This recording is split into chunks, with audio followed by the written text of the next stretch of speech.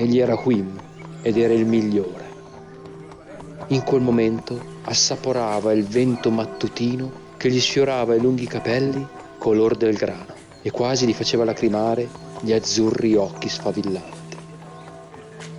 Era stato maledetto, aveva visto molte cose terrificanti, ma in quel momento era tutto concentrato su ciò che ancora lo rendeva vivo, la sua missione. Gli avevano detto che avrebbe dovuto affrontare la terribile sorellanza della cenere, ma questo non gli importava, anzi, questo dava sapore alla caccia. Quando finalmente giunse alla base di quel monte, riuscì a capire che l'entrata era coperta dalla radice di un'immensa quercia che cresceva alle pendici di quel monte. Sgattaiolò dentro quel piccolo tunnel. Era l'entrata giusta. Certo non era l'entrata principale, era solo uno sfiatatoio, ma questo non importava a Wim, poiché egli, come un serpente che si insinuava nel cuore di un frutto, avrebbe strisciato fino in fondo e avrebbe morso e avvelenato. Iniziò a strisciare in quel tunnel. Terra e topi gli circolavano attorno come un fiume nero. Egli li ignorò. Arrivò all'interno di quel tempio. Accovacciato, si guardava attorno. I suoi occhi si abituarono al buio.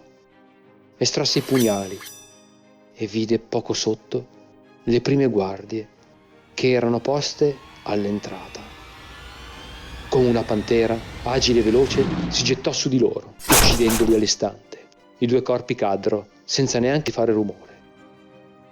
Egli, guardandosi attorno, dal cinturone di una delle guardie che aveva poc'anzi ucciso, scorse le chiavi che probabilmente gli avrebbero aperto più di una porta. Entrò a poco in quell'antro e, guidato dal suo solo istinto, iniziò la ricerca della vittima principale.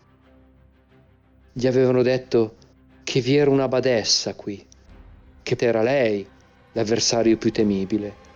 Sorrise a questo pensiero. Gli avevano anche detto che custodiva una reliquia, una lingua appartenuta a una strega potentissima di ere e tempi così antichi che probabilmente nemmeno i più saggi avrebbero potuto rammentare. Ma anche questo poco gli interessava.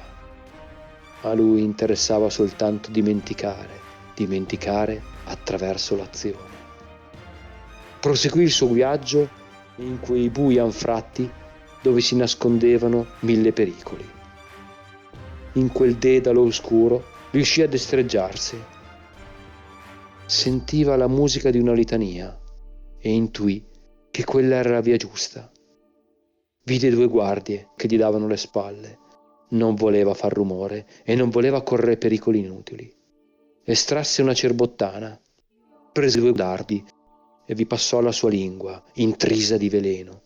Un veleno che non lasciava scampo.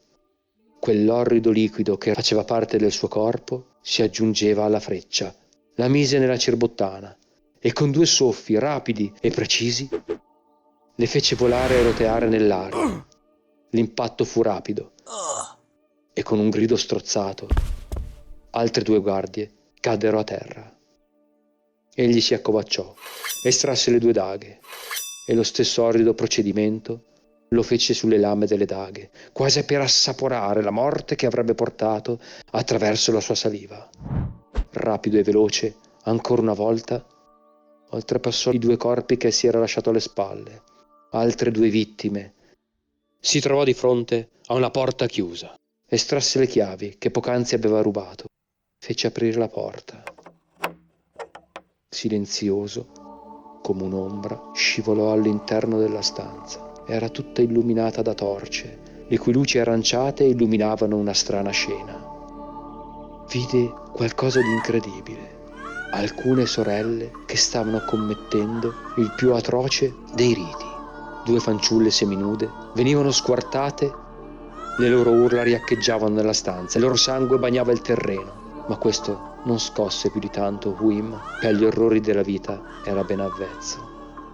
Approfittando delle ombre, con un salto furtivo fu alle spalle delle due sorelle e tolse loro la vita e le chiavi che portavano all'ultima stanza del tempio. Il tempio ora rosseggiava del sangue di più vittime, e mentre le voci gorgoglianti e strozzate delle vestali appena sacrificate ancora si potevano udire, Wim si avvicinò alla porta della sala centrale del tempio. All'interno vi sbirciò col suo sguardo acuto e vide la badessa che raccoglieva orribilmente il sangue delle vestali che probabilmente poco prima erano state sacrificate come quelle due precedenti.